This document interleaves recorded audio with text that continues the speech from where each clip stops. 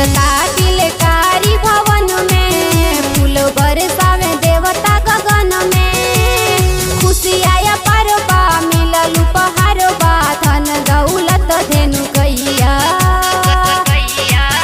ए कन्हैया बजता बधैया, ए कन्हैया विंध्याचली के भैया, ए कन्हैया बजता बधैया।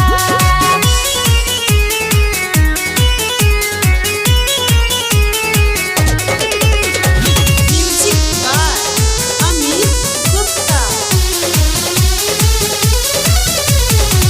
मंदी भोर भइल जी, जग जोर भइल जी, मुहवा के लाली चमकेला। जसो बादल बिजली तड़केला। कहीं दुबानी केतना बखानी कली खिलल अंगनैया।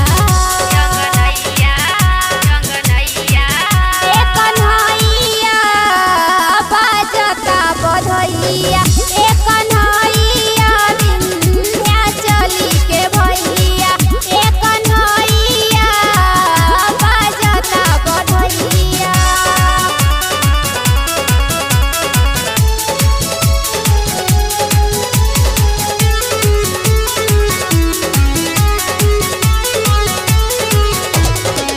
सब चकोर हो गइल, लागे भोर हो गइल, केहुओ के नजर न टिकेले।